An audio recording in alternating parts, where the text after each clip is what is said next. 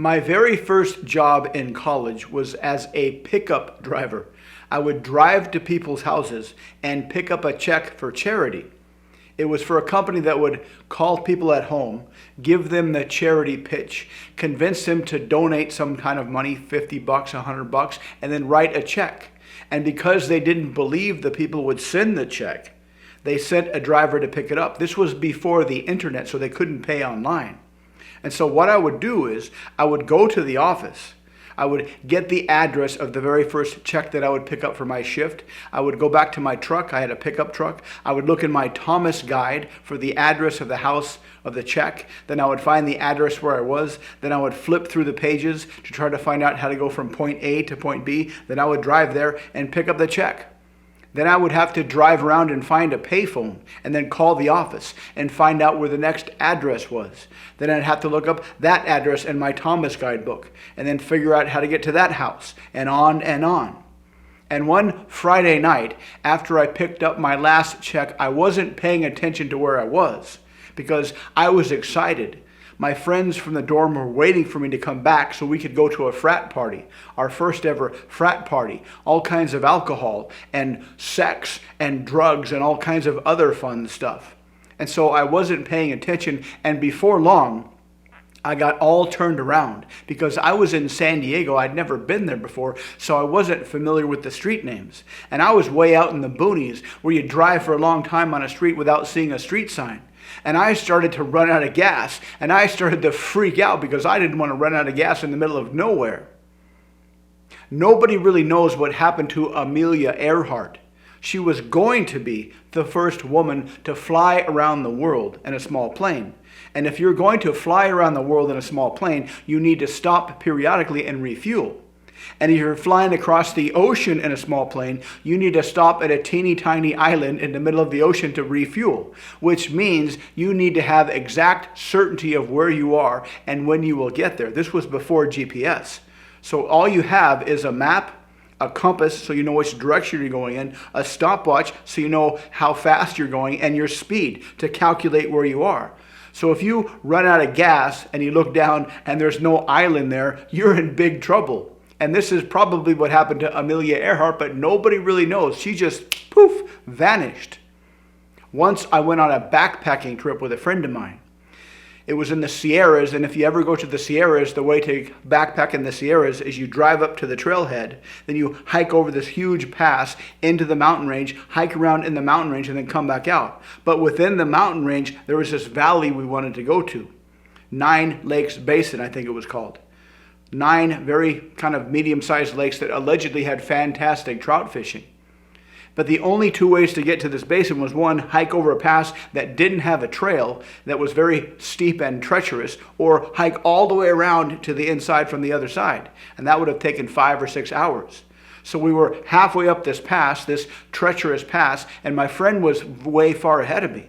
And I started to freak out because I was stepping down these huge rocks with a 50-pound pack on, and the rocks would kind of when I stepped on them. And I was afraid I might fall off and snap my leg or something.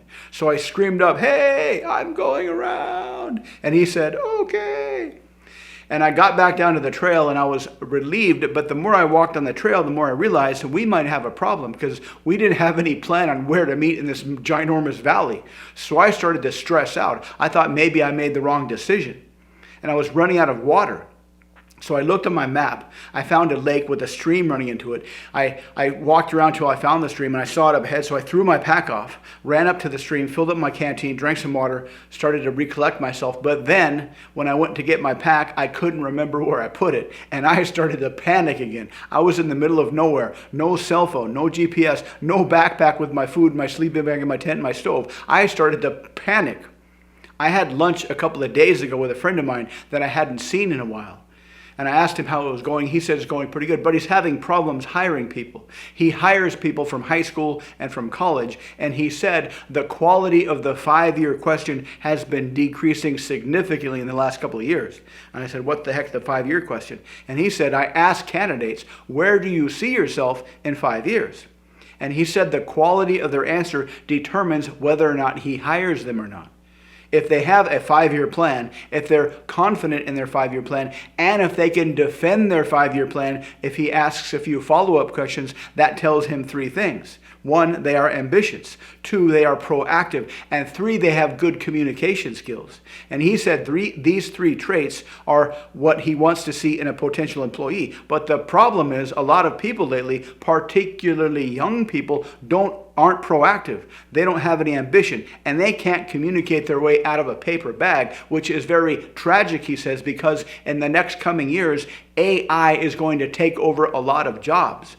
And in this uncertain future, this uncertain economic landscape, not being able to communicate well, not being proactive, not having an ambition is going to get you destroyed if they start replacing human jobs with AI jobs. But he said there's also a silver lining to this cloud, and that is that if you can learn how to communicate well, if you can build an ambition, if you can be proactive, you can clean up in the coming years, because these are the skills that people are absolutely going to need. Because even if you have an AI factory that makes stuff automatically, you still need to figure out what kind of stuff to make. You still need to sell this stuff to people. If you have an AI software company that uses AI to write software code, you still need to talk to customers to find out what the customers want. You still need to have conversations with people. That's why he said that some of his salespeople that have excellent persuasion skills, that have excellent communication skills, are becoming consultants to do this with many, many companies, and they are making a ton of money.